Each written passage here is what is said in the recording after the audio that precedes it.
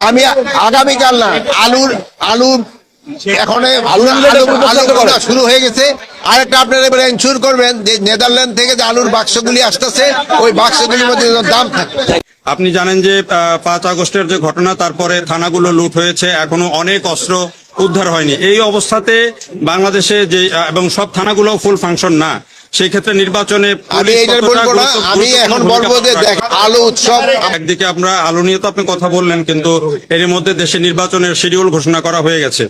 আপনি জানেন যে 5 আগস্টের যে ঘটনা, তারপরে থানাগুলো লুট হয়েছে, এখনো অনেক অস্ত্র উদ্ধার হয়নি। এই অবস্থাতে বাংলাদেশে যে এবং সব থানাগুলো ফুল ফাংশন না, সেই ক্ষেত্রে নির্বাচনে আমি এখন বলবো যে দেখেন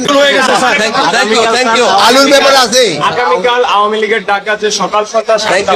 আমি আগামীকাল না আলু এখন শুরু হয়ে গেছে।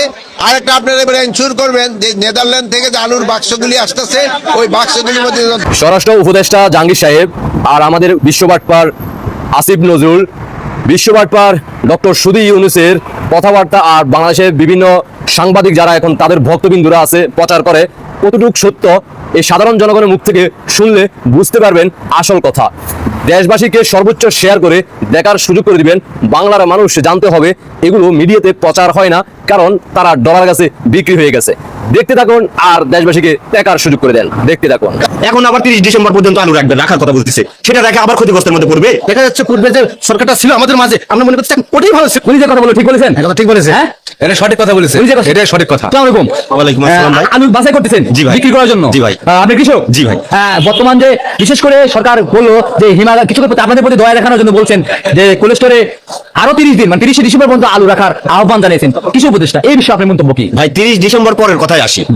সরকার যে ঘোষণা দিছিল 22 টাকা কেজিতে আলু কিনবে, 1 কেজি আলু কি কিনেছে সরকার? আপনি বলতে পারবেন এরকম নজির আছে? 1 কেজি আলু কিনেছে সরকার। তাহলে এই যে একটা ভেগ একটা ঘোষণা দিল, দিয়ে কৃষকগুলা কি ক্ষতিগ্রস্তের মধ্যে পড়লো না ভাই? তাহলে কেন এরকম একটা ঘোষণা দিলেন উনি? কেন দিলেন? এখন আলু আপনারা জানেন যে আলু করতে কি পরিমাণ ব্যয়বহুল খরচ হয়। তাহলে এখন সার কিনতে যায় কৃষকরা সার পাচ্ছে না, লাগবে আমার 4 বস্তা, ভাই যায় পাচ্ছে 1 বস্তা, তাও ধর্না ধরা নিতে হচ্ছে।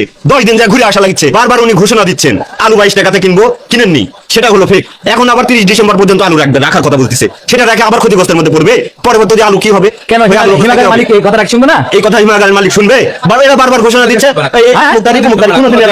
কারণ হচ্ছে এই যে একটা কথাবার্তা বললো, এর পুরোটা কৃষক আরো মনে করেন পচা দিল। আমরা কোথায় যাবো ভাই? মানে কৃষক পচালো কেন?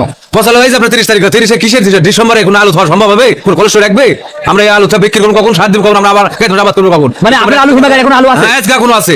30 তারিখের কথা বারবার করছে, এই আলু কোনো মালিক রাখবে না, আবার আমার মনে করে ক্ষতিগ্রস্ত করে দেবো আমরা। এটা সম্ভব না ভাই। আমরা আবার কখন করবো? এই মুহূর্তে তো আমরা এই মুহূর্তে ওনারা বলতে পারে রেস্টুরেন্ট থেকে সর্বক্ষণ বলতেছে যে এটা হবে ওটা হবে, কিন্তু ঘটনাস্থল কিচ্ছু না, শুধু ঠন কাজে এই মালগুলো যদি আমরা সুন্দরভাবে যদি বেচতে না পারি, কৃষকের সুন্দরভাবে যদি সেটাকে না নিয়ে যেতে পারে, তাহলে এখানে যে আমার পনেরো টাকা আলু আসতেছে সেখানে টাকা পয়সা ইনভেস্ট করতে হবে। কোথায় থেকে পাবে?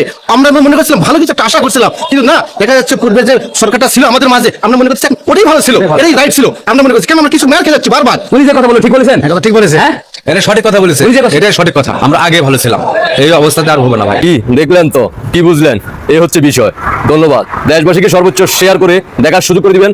বাংলার মানুষ জানতে হবে পাটপাড়ি কত রকম ও কত প্রকার কি কি। এটা শুধুমাত্র আসিফ নজরুল আর জাহাঙ্গীর স্বরাষ্ট্র উপদেষ্টা তারা ভালো করে জানে। যারা শিখতে চান পাটপাড়ি ব্যবসা, দ্রুত তাদের সাথে যোগাযোগ করেন ডক্টর ইউনূসের সাথে। আল্লাহ হাফেজ।